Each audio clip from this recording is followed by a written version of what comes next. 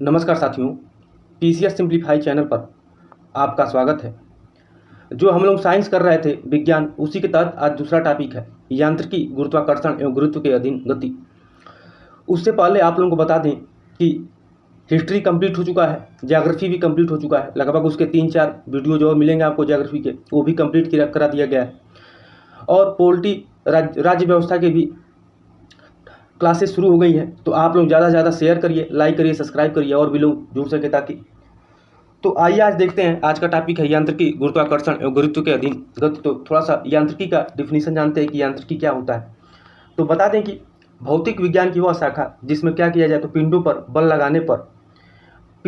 लगाने या उन्हें विस्थापित करने पर उनके क्या होता है तो व्यवहार में होने वाले परिवर्तनों का अध्ययन को क्या कहा जाता है तो उसे यांत्रिकी कहा जाता है। क्या कहा जाता है? यांत्रिकी कहा जाता है। आइए देखते हैं पहला प्रश्न क्या पूछ रहा है कि जब एक व्यक्ति उपग्रह में पृथ्वी के चक्कर लगाता है तो उसका भार क्या होता है। तो ये ऑप्शन दिया है, द्रव्यमान शून्य हो जाता है परंतु भार अपरिवर्तनीय रहता है। फिर दूसरा कह रहा है कि द्रव्यमान अपरिवर्तनीय रहता है परंतु भार शून्य हो जाता है। फिर सी कह रहा है कि द्रव्यमान और भार दोनों अपरिवर्तनीय रहते हैं। द्रव्यमान और भार दोनों शून्य होते हैं। तो इसका आंसर क्या हो जाएगा? तो जब एक व्यक्ति उपग्रह में पृथ्वी के चक्कर लगाता है तो उसका भार क्या हो जाता है? तो द्रव्यमान अपरिवर्तनीय रहता है परंतु भार उसका क्या हो जाता है? तो शून्य हो जाता है। तो पहले क्या हो जाएगा आंसर इसका? बी हो जाएगा। देखते हैं आइए क्यों बी हो जाएगा। तो जब एक व्यक्ति उपग्रह में पृथ्वी के चक्कर लगाता है तो उसका द्रव्यमान अपरिवर्तनीय रहता है परंतु भार शून्य हो जाता है, क्योंकि उपग्रह में जी का मान क्या होता है? हमेशा जी का मान उपग्रह में जी का मान हमेशा क्या होता है? शून्य होता है। तो भाई जी का मान क्या होता है? तो शून्य होता है। इसलिए क्या होगा? तो जब एक व्यक्ति उपग्रह में पृथ्वी के चक्कर लगाता है तो उसका द्रव्यमान क्या होता है? अपरिवर्तनीय रहता है परंतु भार क्या हो जाता है? तो शून्य हो जाता है, क्योंकि जी का मान जो होता है वो क्या होता है? शून्य होता है। अब आगे देखते हैं क्या है दूसरा प्रश्न। बत्ती वाले स्टोव में बत्ती में तेल चढ़ने का कारण क्या है? तो किसका क्रिया दिया है? तेल की श्यानता दिया है, तेल का उपक्षेप दिया है। तो इसका क्या है? तो बत्ती वाले स्टोव में बत्ती कैसे तेल चढ़ता है? तो किसका क्रिया द्वारा? किसके द्वारा? तो किसका क्रिया द्वारा, ये केशिकत्व भी कहते हैं। किसका क्रिया द्वारा क्या होता है? तो बत्ती में तेल चढ़ने का कारण होता है। आगे देख लेते हैं। तो बत्ती वाले स्टोव में बत्ती में तेल चढ़ाने के कारण किसका क्रिया केशिकत्व होता है? तेल के पृष्ठ तनाव के कारण केशिकत्व क्रिया संपन्न होती है। किसके द्वारा? तो तेल के पृष्ठ तनाव के कारण क्या होता है? तो तेल के पृष्ठ तनाव के कारण किसका क्रिया होता है। अब तीसरा प्रश्न है कि किस बाडी पदार्थ की गतिज ऊर्जा होती है? तो एक सदिश मात्रा, बी दिया एक स्केलर मात्रा, सी दिया है उसके भार के अनुपात में, डी दिया है उसके वर्ग के अनुपात में। तो थोड़ा सा हम लोग भार जानते हैं क्या होता है। तो भार के बारे में हम लोग जानेंगे क्या है। तो भार किसी वस्तु पर क्या है, साइंस में हम लोग जानेंगे किसी वस्तु पर पृथ्वी द्वारा लगाया गया आकर्षण बल उस वस्तु को क्या कहलाता है? तो भार कहलाता है। क्या कहलाता है? तो भार कहलाता है। किसी वस्तु पर पृथ्वी द्वारा लगाया गया आकर्षण बल क्या कहलाता है? तो उस वस्तु का भार कहलाता है। वही द्रव्यमान जानते हैं हम लोग, द्रव्यमान जानेंगे क्या होता है। तो किसी वस्तु या पदार्थ के परिमाण को उस वस्तु पदार्थ का द्रव्यमान कहते हैं। क्या करते हैं? तो किसी वस्तु या पदार्थ के परिमाण को उस वस्तु का के पदार्थ का द्रव्यमान कहते हैं। किसी वस्तु का द्रव्यमान क्या करता है? तो प्रत्येक स्थान पर स्थिर रहता है। क्या रहता है? तो स्थिर रहता है। द्रव्यमान क्या रहता है? तो स्थिर रहता है हमेशा। इसे किससे व्यक्त करते हैं? तो इसे एम से व्यक्त करते हैं। किससे व्यक्त करते हैं? तो एम से व्यक्त करते हैं। देखते हैं प्रश्न क्या पूछ रहा है। तो किसी बाडी पदार्थ की गतिज ऊर्जा होती है तो एक सदिश मात्रा होती है, बी दिया एक स्केलर मात्रा होता है, सी उसके भार के अनुपात में, डी दिया उसके संवेग के वर्ग के अनुपात में। तो क्या कह सकते हैं इसको? तो इसका आंसर क्या होगा? बी भी हो सकता है और डी भी हो सकता है। क्यों? तो आइए देखते हैं। किसी पदार्थ की गतिज ऊर्जा उसके संवेग के वर्ग के अनुपात में होती है। यह एक अधिक स्केलर मात्रा है। क्या है? यह एक अधिक स्केलर मात्रा है। गतिज ऊर्जा वस्तु की गति पर निर्भर करती है। जब वस्तु गति में आती है तब उसकी गतिज ऊर्जा में क्या होता है? तो बदलाव आता है, जो उसकी गति द्रव्यमान आदि पर निर्भर करती है। गतिज ऊर्जा का मुख्य अर्थ वह ऊर्जा है जो किसी भी बॉडी में उस समय होता है जब वह गति में होता है। क्या होता है? तो किसी भी गतिज ऊर्जा का मुख्य अर्थ क्या होता है? वह ऊर्जा जो किसी भी बॉडी में उस समय होती है जब वह क्या करता है? तो गति करता रहता है, गति में होता है। ठीक है, अब आगे देख लेते हैं क्या पूछ रहा है। वायु दाब मापी की रीडिंग में अचानक गिरावट इस बात का संकेत है कि मौसम क्या होता है? तो ए दिया है स्थिर से शांत होगा, बी दिया है वर्षा युक्त होगा, सी दिया है ठंडा होगा, डी दिया है तूफानी होगा। तो जब वायु दाब मापी में क्या होता है? अचानक गिरावट है तो ये समझ जाइए कि क्या होगा, जो मौसम होगा वो क्या होगा? तो तूफानी होगा। क्या होगा? तो तूफानी होगा। चौथा का डी आंसर इसका सही हो जाएगा। देख लेते हैं। वायु दाब मापी की रीडिंग में अचानक गिरावट मौसम के तूफानी होने का संकेत है, क्योंकि यह कम दबाव का क्षेत्र होने से क्षेत्र की तरफ वायु तेजी से प्रभावित होता है तथा इस क्षेत्र का वायुमंडल क्या होता है? तो अस्थिर हो जाता है एवं चक्रवात तूफान की परिस्थितियां उत्पन्न हो जाती हैं। क्या होता है? तो चक्रवात तूफान की परिस्थितियां उत्पन्न हो जाती हैं। आगे देखते हैं क्या पूछ रहा है प्रश्न। तो ऊर्जा संरक्षण के नियम के अनुसार जब किसी स्वचालित वाहन इंजन में पिस्टन किसी सिलेंडर में गैस संपीड़ित करता है तब निम्नलिखित में से क्या घटित होता है। तो गैस, ये दिया ऑप्शन, गैस की गतिज ऊर्जा में वृद्धि होगा, गैस की अवस्था में परिवर्तन होगा, गैस में रासायनिक परिवर्तन होगा, डी में उपयुक्त में से कोई नहीं। तो आप लोग थोड़ा सा मन में सोचते रहिए कि इसका आंसर क्या होगा। तो इसका आंसर क्या होगा, गैस में क्या होगा, गैस की गतिज ऊर्जा में क्या हो जाएगी, तो वृद्धि हो जाएगी। क्या हो जाएगा, तो गैस की गतिज ऊर्जा में वृद्धि हो जाएगी। इसका ए ऑप्शन सही हो जाएगा। आगे देख लेते हैं इसमें क्या है, क्यों गतिज ऊर्जा में वृद्धि हो जाएगी। तो ऊर्जा संरक्षण के नियम के अनुसार जब किसी स्वचालित वाहन इंजन में पिस्टन किसी सिलेंडर में गैस संपीड़ित करता है तो अधिक तापमान के परिणाम स्वरूप गैस के अणुओं वायु की गतिज ऊर्जा में वृद्धि होती है। जब पिस्टन सिलेंडर में अंदर या बाहर की ओर गति करता है तो यह गैस को क्रमशः संपीड़ित या विस्तारित करता है। इसके परिणाम स्वरूप यह परिसीमित गैस के दाब में क्या होता है, तो कमी या वृद्धि करता है। अब आगे देख लेते हैं क्या प्रश्न पूछ रहा है। निम्नलिखित कथनों में से गलत कथन का चयन कीजिए। विभिन्न स्थानों पर भार का मान परिवर्तित होता है जबकि द्रव्यमान क्या रहता है, तो स्थिर रहता है। गुरुत्वीय बल का मान ऊंचाई बढ़ने पर क्या होता है, तो बढ़ता है। आगे दिया है किसी वस्तु का भार वह बल है जिसमें पृथ्वी उसे अपनी ओर आकर्षित करती है। गुरुत्वाकर्षण बल एक कमजोर दुर्बल बल है जब तक कि अधिक द्रव्यमान प्रयुक्त न हो। तो इसका आंसर क्या हो जाएगा, इसका आंसर बी हो जाएगा। क्यों, देख लेते हैं। गुरुत्वीय बल प्रकृति में एक आकर्षण बल है। दो पिंडों के बीच गुरुत्वाकर्षण बल उनके द्रव्यमानों के गुणनफल के समानुपाती तथा उनके बीच की दूरी के वर्ग के व्युत्क्रमानुपाती होता है। जब ब्रह्मांड के किन्हीं दो पिंडों के बीच क्या करता है, तो कार्य करता है। यह प्रकृति का ऐसा बल है जो बहुत अधिक दूरी में भी काम करता है, किंतु यह एक कमजोर बल है। परंतु जब वस्तुओं का द्रव्यमान बहुत अधिक हो जाता है तब तो बल क्या होता है, तो अधिक प्रभावी हो जाता है। पृथ्वी के गुरुत्वीय बल का मान विभिन्न स्थानों पर परिवर्तित होता रहता है। पृथ्वी तल से ऊंचाई बढ़ने पर इसका मान घटता है। इसका मान ध्रुवों पर अधिकतम तथा विषुवत रेखा पर न्यूनतम होता है। क्या होता है, तो इसका मान ध्रुवों पर अधिकतम तथा विषुवत रेखा पर न्यूनतम होता है। किसी वस्तु का द्रव्यमान प्रत्येक स्थिति में समान जबकि भार गुरुत्वीय त्वरण के अनुसार परिवर्तित होता है। अब आगे देख लेते हैं क्या है। प्रत्येक क्रिया के लिए एक समान और विपरीत प्रतिक्रिया होती है। यह नियम किसने दिया था, तो यह नियम किसने दिया था, तो न्यूटन ने दिया था। किसने दिया था, तो न्यूटन ने दिया था। तो हम लोग जानेंगे कि न्यूटन ने 3 नियम दिए थे। कौन कौन से दिए थे, तो न्यूटन का प्रथम नियम हो गया न्यूटन का गति का प्रथम नियम। दूसरा है न्यूटन की गति का द्वितीय नियम। दूसरा क्या है, तो न्यूटन की गति का द्वितीय नियम है। तीसरा क्या है, तो न्यूटन की गति का तृतीय नियम है। तो हम लोग थोड़ा सा जानेंगे कि न्यूटन की गति का प्रथम नियम क्या था। तो प्रथम नियम के अनुसार क्या है, तो जब कोई विरामावस्था भी बनी रहेगी और गतिमान वस्तु क्या होगा, तो निरंतर एक समान चाल से सीधी रेखा में गतिमान रहेगी जब तक उस पर क्या किया जाए, तो विरामावस्था अथवा एक समान गति की अवस्था में परिवर्तन के लिए बाहरी बल के द्वारा उसे बाध्य नहीं किया जाता है। तो उसे क्या कहते हैं हम लोग, तो उसे न्यूटन की गति का प्रथम नियम कहते हैं। फिर से बता दें क्या था न्यूटन का प्रथम नियम, तो फिर से एक बार आप लोगों को बता देते हैं। तो कोई वस्तु क्या है, कोई वस्तु विराम की अवस्था में है तो वह विराम की अवस्था में ही रहेगी। यदि वह एक समान गति से एक सीधी रेखा में चल रही है तो वह ऐसे ही चलती रहेगी जब तक क्या किया जाए, तो जब तक उस पर कोई बाहरी बल लगाकर उसकी अवस्था में परिवर्तन न किया जाए। अर्थात सभी वस्तुएं क्या है, अपनी प्रारंभिक अवस्था को बनाए रखना चाहती हैं। वस्तुओं की प्रारंभिक अवस्था क्या होता है, तो वस्तुओं की प्रारंभिक अवस्था विराम या गति की अवस्था में स्वतः परिवर्तन नहीं होता है। नहीं होने के प्रवृत्ति को क्या कहा जाता है, इसे जड़त्व भी कहा जाता है। क्या कहा जाता है, जड़त्व कहा जाता है।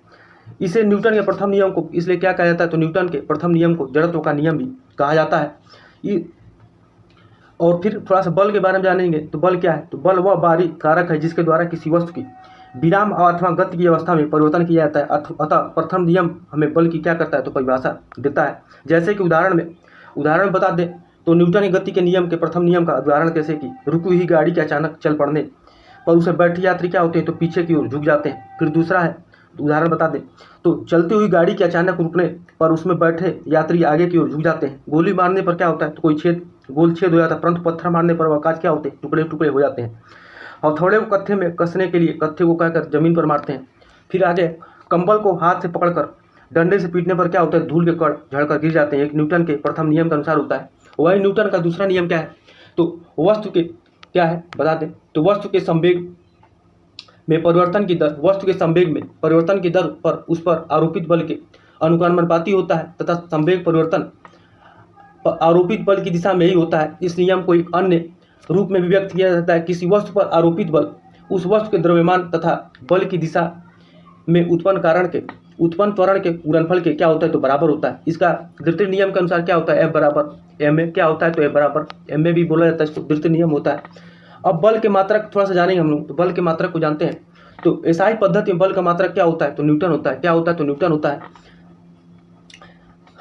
अब हम लोग ये न्यूटन का तीसरा नियम जानते हैं कि क्या होता है। तो न्यूटन का तीसरा नियम क्या कहता है कि प्रत्येक क्रिया के बराबर परंतु विपरीत दिशा में क्या होता है तो प्रतिक्रिया होता है। प्रत्येक क्रिया के बराबर क्या होता है परंतु विपरीत दिशा में प्रतिक्रिया होता है। अर्थात दो वस्तुओं के पारस्परिक क्रिया में एक वस्तु जितना बल दूसरी वस्तु पर लगाती है, दूसरी वस्तु भी क्या करता है, उसी विपरीत दिशा में उतना ही बल पहली वस्तु पर लगाती है।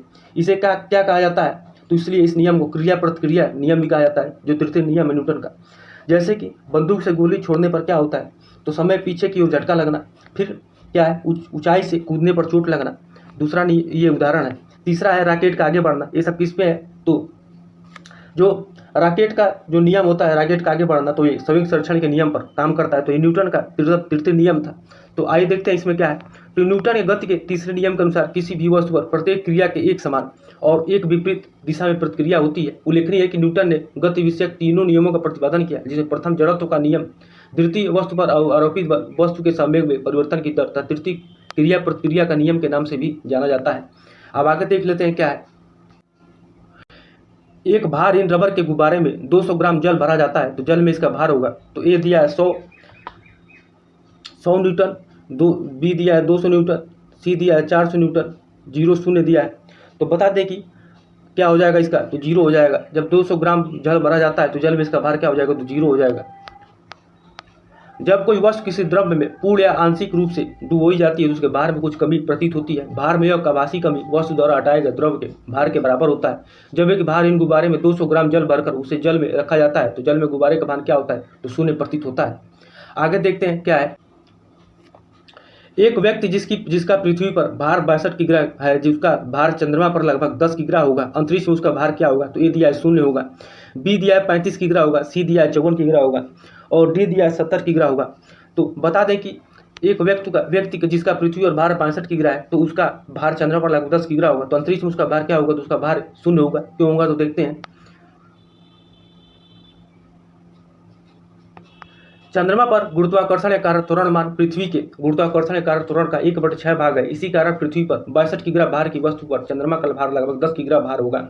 कम गुरुत्वाकर्षण बल के कारण चंद्रमा पर वायुमंडल का अभाव है।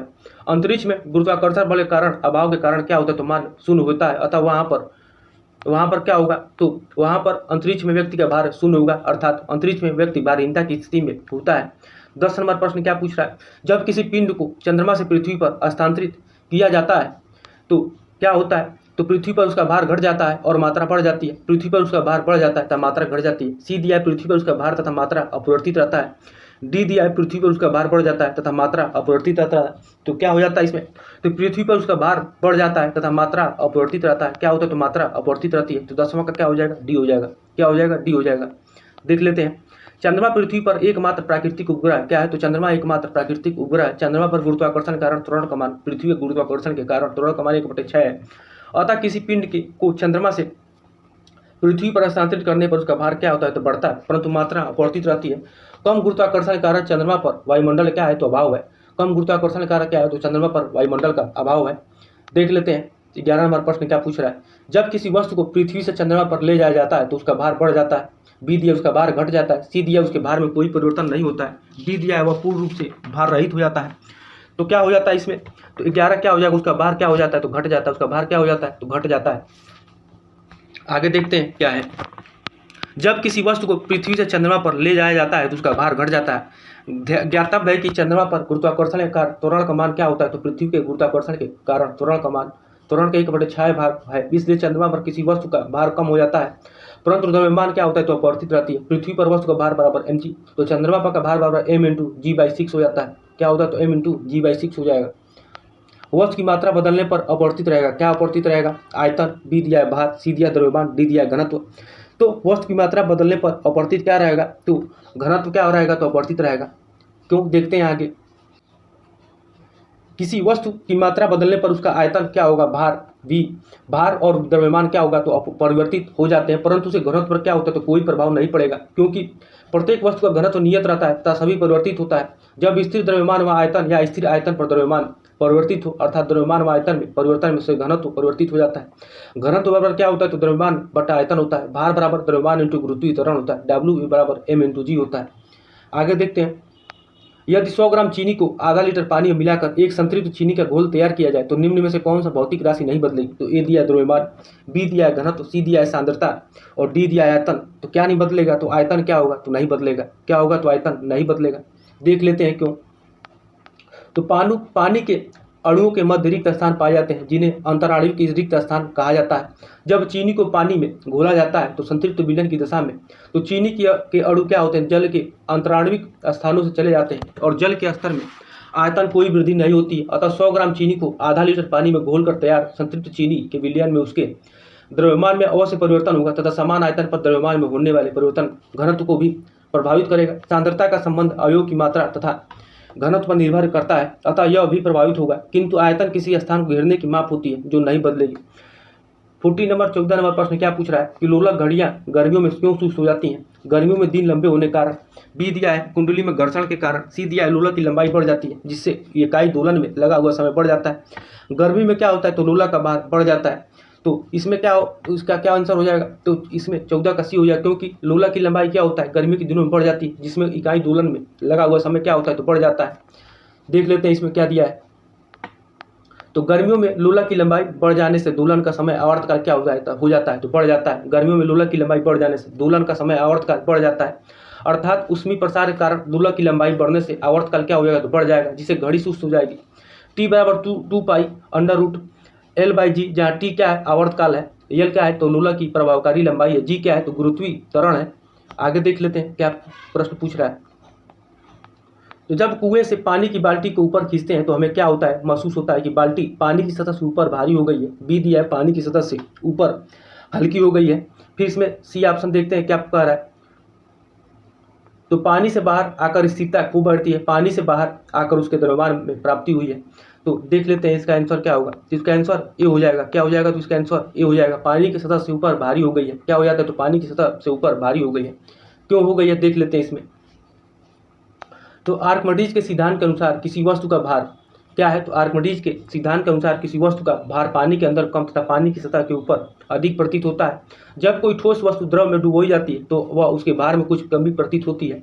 भार में यह आभासी कमी द्रव तथा वस्तु पर ऊपर की ओर लगाए गए बल हटाए गए द्रव के भार के बराबर के कारण होती है। इस बल को उत्प्लावन बल या उत्क्षेप बल कहते हैं। जब कुएं में पानी की बाल्टी पानी से ऊपर आती है तो बाल्टी पर क्या होता है तो बाल्टी पर जल द्वारा लगने वाला उत्प्लावन बल समाप्त हो जाता है और बाल्टी भारी महसूस होने लगती है।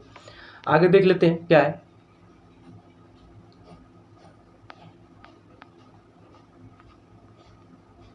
पीसा की झुकी हुई मीनार गिर नहीं जाती क्योंकि वह शीर्ष भाग में पतली है। बी दिया है वह बड़े तल क्षेत्रफल को आच्छादित करती है। सी दिया इसका गुरुत्वाकर्षण के निम्नतम स्थिति में रहता है। डी दिया है गुरुत्वाकर्षण केंद्र से जाने वाली ऊर्ध्वाधर लाइन रेखा तल के अंदर रहता है।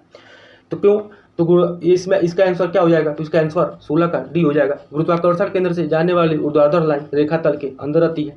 क्यों रहती है तो देख लेते हैं। तो कोई वस्तु तभी तक स्थिर रह सकती है जब तक कि उसके गुरुत्व केंद्र से गुजरने वाली ऊर्ध्वाधर रेखा उसके आधार तल से होकर जाती है। पीसा की झुकी हुई मीनार के न गिरने का यही कारण है कि उसके गुरुत्व केंद्र से गुजरने वाली ऊर्ध्वाधर रेखा उसके आधार तल से होकर गुजरती है। यह अस्थायी संतुलन की स्थिति है। क्या है तो यह अस्थायी संतुलन की स्थिति है। आगे देख लेते हैं क्या है। समान गति से क्या है तो समान गति से जा रही हवाई जहाज से यदि एक बम नीचे गिराया जाता है तो बम के नीचे पहुंचने तक हवाई जहाज की स्थिति क्या होगी तो बम के ठीक ऊपर। बी दिया है बम गिरने के स्थान से आगे, सी दिया है बम गिरने का स्थान के पीछे। डी दिया है आगे या पीछे उसकी गति पर निर्भर। तो क्या हो जाएगा इसका तो बम के ठीक ऊपर गिरेगा। कहाँ पर तो बम के ठीक ऊपर गिरेगा। कहाँ पर तो बम के ठीक ऊपर गिरेगा। समान गति से उड़ने वाले जहाज में से बम गिराए जाने पर उस बम के पृथ्वी पर पहुंचने तक जब तक जहाज बम के ठीक ऊपर रहेगा, क्योंकि जहाज गिरते समय बम का प्रारंभिक वेग क्या होगा तो जहाज के वेग क्षैतिज दिशा के बराबर होगा। साथ ही बम पर गुरुत्वीय त्वरण ऊर्ध्व दिशा में भी कार्य करेगी जिससे उसका पथ परवलयाकार हो जाएगा। आगे देखते हैं क्या पूछ रहा है। 18 नंबर प्रश्न है कि प्रेशर कुकर के अंदर उच्चतम ताप निर्भर करेगा किस पर तो ऊपर के छेद का क्षेत्रफल उस पर रखा गया वजन पर। ऊपर के छेद का क्षेत्रफल व पकाए जाने पर पदार्थ पर। ऊपर के छेद पर रखा गया वजन व पकाए जाने पदार्थ पर। ऊपर के छेद के केवल क्षेत्रफल पर तो किस पर प्रभाव डालेगा, तो ऊपर के किस पर प्रभाव डालेगा, तो ताप किस पर निर्भर करेगा, तो ऊपर के छेद का क्षेत्रफल व उस पर रखा गया वजन पर, किस पर, तो ऊपर के छेद का क्षेत्रफल व उस पर रखा गया वजन पर निर्भर करेगा। देख लेते हैं आगे क्या है इसमें। तो जल का क्वथनांक वायुमंडलीय दबाव पर निर्भर करता है। वायु का दबाव बढ़ जाने पर क्वथनांक क्या होता है, बढ़ जाता है, और दबाव घट जाने पर क्वथनांक क्या हो जाता है, कम हो जाता है। प्रेशर कुकर में वायु का दबाव बढ़ जाने पर जल का क्वथनांक क्या होता है, तो बढ़ जाता है। प्रेशर कुकर में भोजन वाष्प के ताप से पकता है, इसके अंदर का उच्चतम ताप कुकर के ऊपर के छेद का क्षेत्रफल तथा उस पर रखे गए वजन पर निर्भर करता है, ताकि कुकर के अंदर दाब क्या हो, अधिक बना रहे। क्या हो, तो कुकर के अंदर दाब अधिक बना रहे। आगे देखते हैं क्या है। तो हवाई जहाज से यात्रा करते समय पेन से स्याही निकलने लगती है, क्यों निकलने लगती है, तो ए दिया है ऑप्शन वायुदाब में कमी के कारण, बी दिया है वायुदाब में वृद्धि के कारण, सी दिया है स्याही के आयतन में वृद्धि के कारण, डी दिया है अत्यधिक भार के कारण। तो क्यों होता है, तो वायुदाब में कमी के कारण, किसके द्वारा होता है, तो वायुदाब में कमी के कारण होता है। देख लेते हैं क्यों। तो अधिक ऊंचाई पर जाने पर वायुदाब क्रमशः कम होता जाता है। पृथ्वी की सतह से ऊपर जाने पर वायुमंडलीय दाब घटता है। पृथ्वी के निकट समुद्र तल से प्रति 110 मीटर की ऊंचाई पर वायुदाब लगभग 1 सेंटीमीटर पारादाब कम हो जाता है। हवाई जहाज से यात्रा करते समय पेन से स्याही निकलने का कारण वायुमंडलीय दबाव का दाब कम होना है। क्या है, तो वायुमंडलीय दाब का कम होना है। आगे देख लेते हैं क्या है।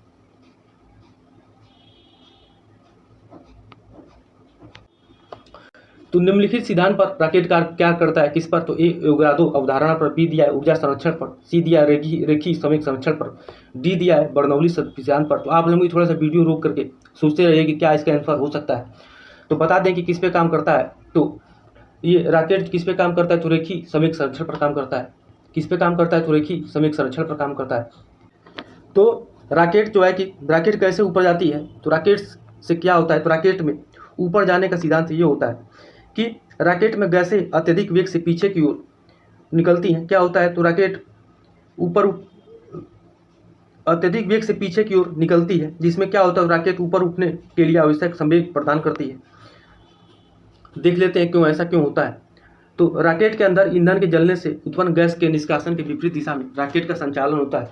गैस जिस वेग से रॉकेट से निकलती है, ठीक उसी वेग से विपरीत दिशा में भी रॉकेट भी गति करता है, जो न्यूटन की गति के तृतीय नियम क्रिया प्रतिक्रिया का नियम पर आधारित है। रॉकेट रेखीय संवेग संरक्षण के सिद्धांत पर कार्य करता है। किसके द्वारा, तो रॉकेट रेखीय संवेग संरक्षण के सिद्धांत पर कार्य करता है। आगे देख लेते हैं क्या है। तो 21 नंबर प्रश्न कह रहा है कि निम्नलिखित में से किस सिद्धांत पर रॉकेट काम करता है, तो अवोगाद्रो परिकल्पना पर, बी दिया है ऊर्जा संरक्षण पर, सी दिया है बर्नौली प्रमेय पर, डी दिया है संवेग संरक्षण पर। तो किस पर काम करता है, तो डी संवेग संरक्षण पर काम करता है। किस पे काम करता है, तो संवेग संरक्षण पर काम करता है। देख लेते हैं किस सिद्धांत पर जेट इंजन कार्य करता है, तो किस पर करता है, तो रेखीय संवेग संरक्षण पर, बी दिया है कोणीय संवेग संरक्षण पर, सी दिया है ऊर्जा संरक्षण पर, डी दिया है द्रव्यमान संरक्षण पर। तो किस पे काम करता है, तो रेखीय संवेग संरक्षण पर जेट इंजन कार्य करता है। तो जेट इंजन रेखीय से संवेग संरक्षण के सिद्धांत पर कार्य करता है। आधुनिक विमान में मुख्यतः जेट इंजन का ही प्रयोग किया जाता है। जेट इंजन के आविष्कारक कौन थे, तो फ्रैंक हीटल थे। कौन थे, तो फ्रैंक हीटल थे। आगे देख लेते हैं 23 नंबर प्रश्न क्या पूछ रहा है। तो जेट हवाई यान नीचे के स्ट्रेटोस्फीयर में बड़ी सरलता और आसानी से उड़ता है, इसकी क्या निर्दिष्ट व्याख्या हो सकती है, तो नीचे के स्ट्रेटोस्फीयर में बादल और पानी की वाष्प नहीं होती है। फिर दूसरा दिया है, तो नीचे के स्ट्रेटोस्फीयर में लंबरूपी हवाएं नहीं होती हैं।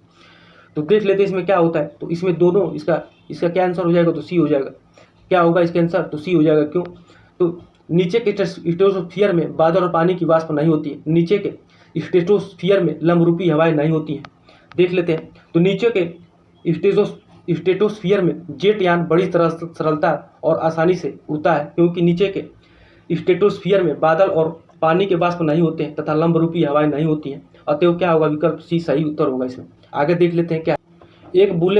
एक बुलेट लंब रूप से ऊपर दागी जाती है, वह उच्चतम बिंदु पर पहुंचने में T1 समय लेती है, वहां से जमीन तक पहुंचने में T2 समय लगता है। तो इस दिशा में निम्न में से क्या सही है, तो इसका आंसर क्या हो जाएगा, इसका आंसर T1 T2 से क्या है, अधिक होगा। क्या होगा, तो T1 T2 से अधिक होगा। देख लेते हैं क्यों।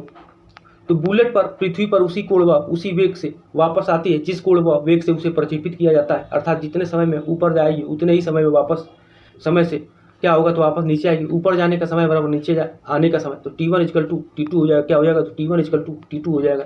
आगे देख लेते हैं क्या है। 25 नंबर प्रश्न है कि निम्न कथन पर तथा उससे निकाले गए निष्कर्ष पर विचार करिए तथा बताइए कि कौन सा निष्कर्ष सही है। भरी हुई गाड़ी को चलाने में उसे चलायमान रखने के लिए आवश्यक ताकत से अपेक्षाकृत अधिक ताकत से धक्का देना पड़ता है।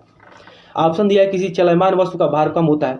बी दिया है प्रारंभ में पहिए फिसलने लगते हैं। सी दिया है एक बार गाड़ी चल पड़ने के बाद घर्षण कम हो जाता है। डी दिया है अभ्यास से निपुणता प्राप्त होती है। तो इसका क्या हो जाएगा ऑप्शन? तो इसका 25 का सी हो जाएगा। क्या हो जाएगा? 25 का सी हो जाएगा। क्यों हो जाएगा आगे देखते हैं। तो भरी हुई गाड़ी को चलाने में तथा उसे चलायमान रखने के लिए आवश्यक बल से अपेक्षाकृत अधिक बल से धक्का देना पड़ता है, क्योंकि एक बार गाड़ी चल देने के कारण क्या होता है तो घर्षण कम हो जाता है। तो एक बार गाड़ी चल देगी तो घर्षण क्या हो जाएगा तो कम हो जाएगा।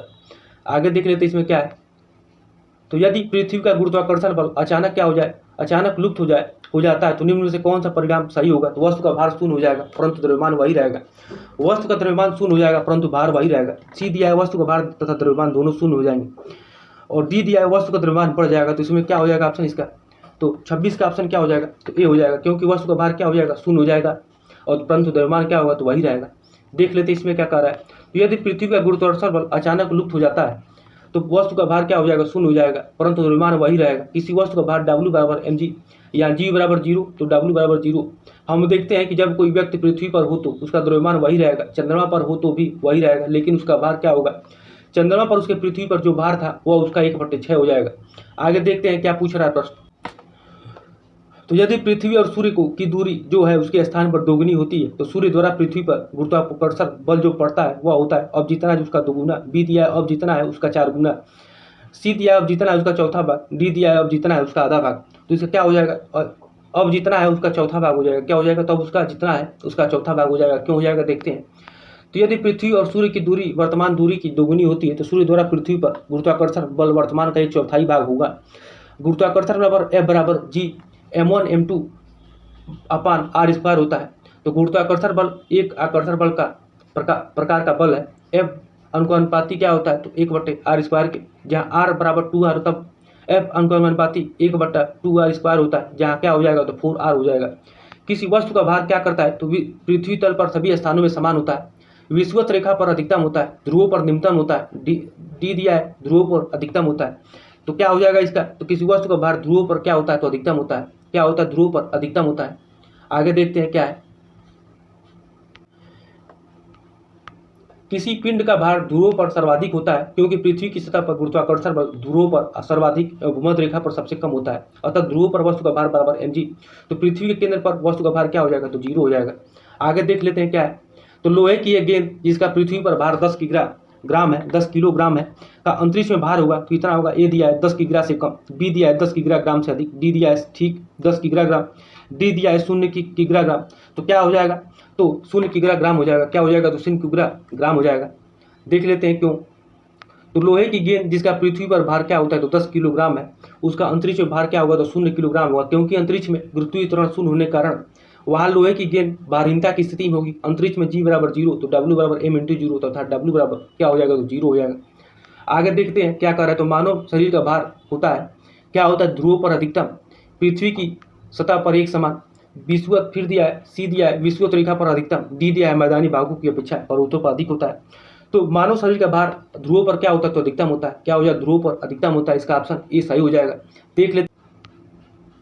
तो मानव शरीर का भार ध्रुवों पर अधिकतम होता है। गुरुत्वीय त्वरण का मान ध्रुवों पर सबसे अधिक तथा भूमध्य रेखा पर सबसे कम होने के कारण मानव शरीर पिंड का भार ध्रुवों पर अधिकतम होता है तथा भूमध्य रेखा पर न्यूनतम होगा। जी बराबर GME बटा RE स्क्वायर, जहाँ RE क्या है? पृथ्वी की त्रिज्या है। क्या है? तो पृथ्वी की त्रिज्या है। आगे देख लेते हैं क्या है।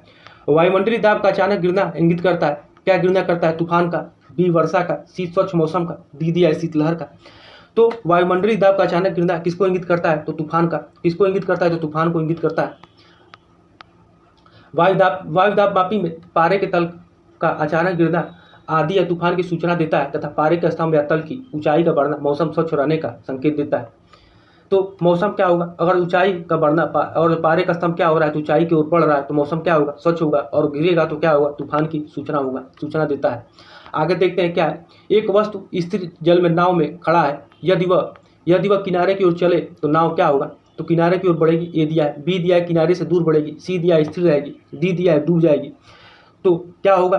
तो किनारे से दूर बढ़ेगी। क्या होगा? तो किनारे से दूर बढ़ेगी। इसका बी ऑप्शन हो जाएगा। आगे देख लेते हैं क्यों होगा ऐसा। तो न्यूटन के क्रिया प्रतिक्रिया नियम के कारण यदि एक व्यक्ति स्थिर जल में नाव पर खड़ा है और यदि वह किनारे की ओर चले तो नाव की किनारे से दूर जाएगी। न्यूटन की गति के तृतीय नियम के अनुसार प्रत्येक क्रिया के बराबर परंतु विपरीत दिशा में प्रतिक्रिया होती है।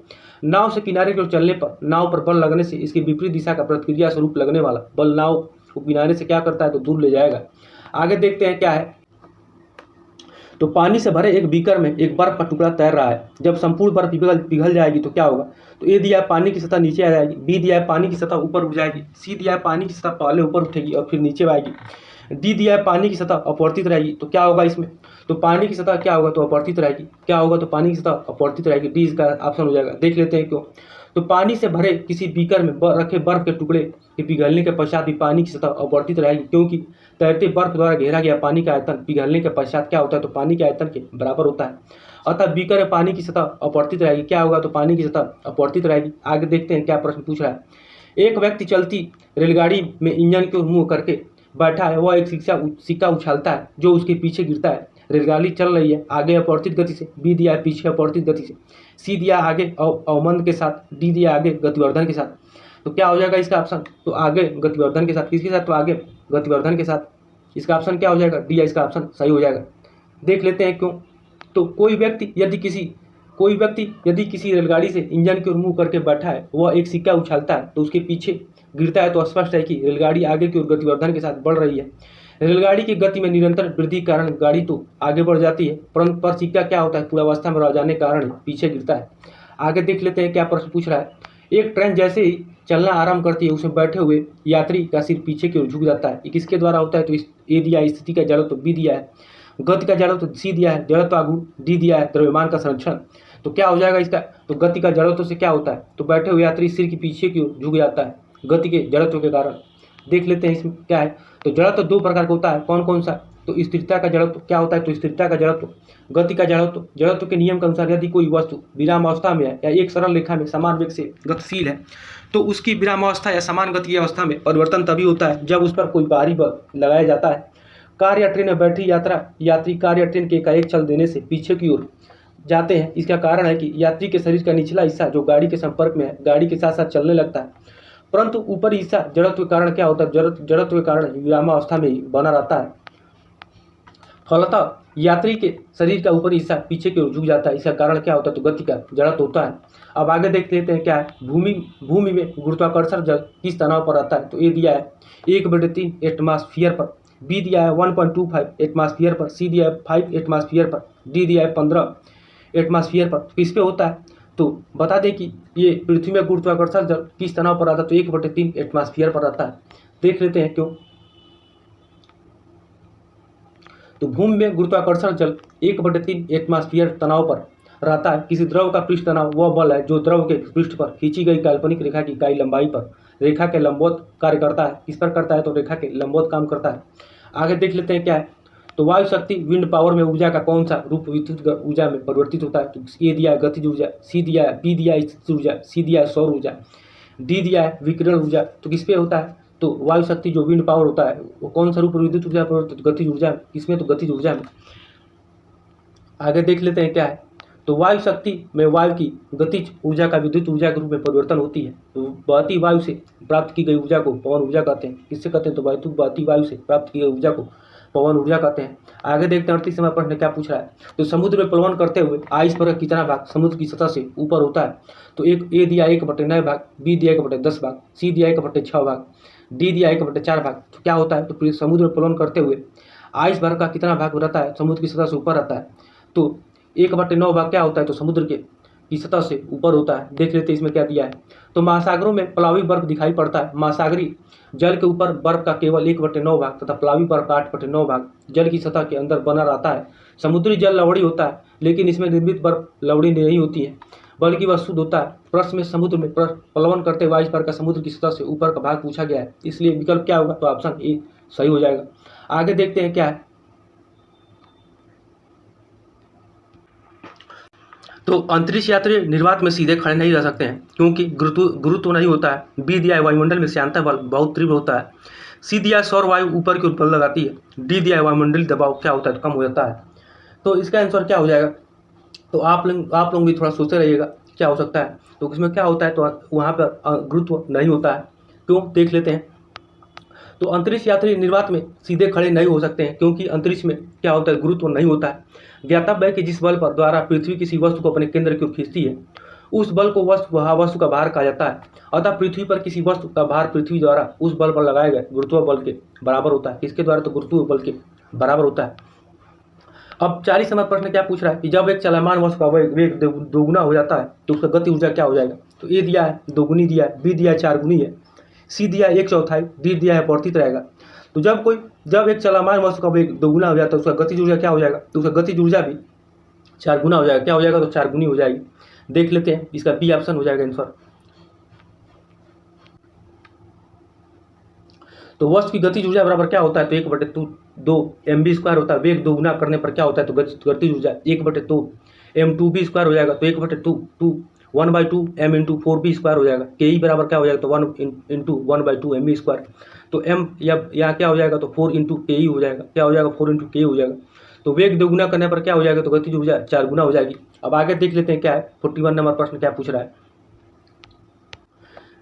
एक अंतरिक्ष यान जो पृथ्वी का चक्कर लगा रहा है से एक सेब छोड़ा जाता है तो वह क्या होगा, तो पृथ्वी की ओर गिरेगा। बी दिया है कम गति से गतिमान होगा, सी दिया है अंतरिक्ष यान के साथ साथ उसी गति से गतिमान होगा, डी दिया है अधिक गति से गतिमान होगा। तो इसमें क्या होगा, तो अंतरिक्ष यान के साथ साथ उसी गति से क्या होगा, तो गतिमान होगा। तो इसका सी आंसर सही हो जाएगा। देख लेते हैं क्यों। तो अंतरिक्ष यान जब गतिमान है तो उससे यदि किसी वस्तु को छोड़ा जाता है तो वह उसी अंतरिक्ष यान के साथ ही गतिमान होगी और दोनों का वेग क्या होगा, तो समान होगा। अब 42 नंबर प्रश्न देखते हैं क्या आपका पूछ रहा है कि समान गति से चलते हुए हवाई जहाज से एक पत्थर गिराया जाता है तो पायलट द्वारा देखा गया पत्थर का पथ होगा। तो ए दिया है परवलय दिया है, बी दिया है सीधी रेखा दिया है, सी दिया है अति परवलय दिया है, डी दिया है वृत्त का चाप दिया है। तो क्या हो जाएगा, तो सीधी रेखा में पत्थर का पथ कैसा होगा, तो सीधी रेखा में होगा। देख लेते हैं क्यों। तो जब कोई वस्तु पृथ्वी की सतह या क्षैतिज से 90 डिग्री का कोण बनाते हुए ऊपर से नीचे या नीचे से ऊपर की गति करती है तो उसे ऊर्ध्वगति कहते हैं। एक समान गति से चलते हुए हवाई जहाज से एक पत्थर को जब नीचे गिराया जाता है तो जहाज के पायलट द्वारा देखा गया पत्थर का पथ एक सीधी रेखा होगा तथा पत्थर के पृथ्वी तक पहुंचने तक हवाई जहाज की स्थिति क्या होगा, पत्थर से ठीक ऊपर रहेगी। क्या होगा, तो पत्थर से ठीक ऊपर रहेगी। अब आगे देख लेते हैं क्या है। 43 नंबर प्रश्न क्या पूछ रहा है। तो समत्वरण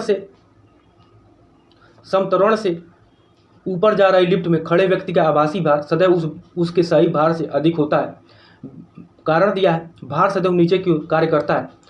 तो ए दिया है ए और आर दोनों सही हैं और आर ए की सही व्याख्या करता है। बी दिया है ए और आर दोनों सही हैं परंतु आर ए की सही व्याख्या नहीं करता है। सी दिया है ए सही है परंतु आर गलत है। डी दिया है ए गलत है परंतु आर सही है। तो आप लोग इसको जैसे कि ए पढ़ लीजिए, समतरण से ऊपर जा रही लिफ्ट में खड़े व्यक्ति का आभासी भार सदैव उसके सही भार से अधिक होता है क्योंकि भार सदैव नीचे की ओर कार्य करता है। तो इसका ऑप्शन क्या हो जाएगा, तो इसमें देखिए इसका ऑप्शन क्या हो जाएगा, तो इसका ऑप्शन बी हो जाएगा। तो ए और आर दोनों सही हैं परंतु आर ए का सही व्याख्या नहीं करता है। देख लेते हैं क्यों। तो जब लिफ्ट समान त्वरण से ऊपर चलती है तो लिफ्ट में खड़े व्यक्ति का आभासी भार सदैव उसके वास्तविक भार से अधिक होता है। यह कथन ये सही है। भार सदैव नीचे की ओर कार्य करता है क्योंकि पृथ्वी सभी वस्तुओं को अपनी ओर खींचती है। यह खिंचाव गुरुत्वीय त्वरण जी के द्वारा होता है, इसलिए कारण आर भी सही है, लेकिन आर ए का सही व्याख्या नहीं करता है। अब आगे देख लेते हैं क्या है। तो निम्न संगठनों में कौन पूर्ण रूप से प्रत्यास्थ नहीं है। तो ए दिया है एक व्यक्ति का चलती हुई बल से चढ़ना। बी दिया एक गोली जो लकड़ी के ब्लॉक में दागी जाती है और उसमें अंतर स्थापित हो जाता है। सी दिया है न्यूट्रॉन का एक न्यूक्लियस द्वारा प्रग्रहण। डी दिया है एक खिलाड़ी द्वारा फुटबॉल को किक करना। तो क्या हो जाएगा, क्या नहीं है इसमें, तो इसका 44 का डी हो जाएगा। क्या हो जाएगा, 44 का डी हो जाएगा। देख लेते हैं एक खिलाड़ी द्वारा फुटबॉल को किक करना पूर्ण रूप से अप्रत्यास्थ नहीं है। क्या है, तो पूर्ण रूप से अप्रत्यास्थ नहीं है। अब आगे देखते हैं। अपने कक्ष में एक उपग्रह बराबर पृथ्वी के चक्कर लगाता रहता है, यह वह ऐसा निम्न में से किस कारण से करता है। तो ए दिया अपकेंद्री बल के कारण, बी दिया अपकेंद्रित बल के कारण, सी दिया है गुरुत्वाकर्षण बल के कारण, डी दिया है कुछ अन्य बलों के कारण। तो इसमें थोड़ा सा हम लोग जानेंगे कि अपकेंद्री बल के कारण क्या दिया है। तो अपकेंद्री बल हम लोग किसे कहते हैं, थोड़ा सा जानेंगे। तो बता दें कि अपकेंद्री बल क्या होता है।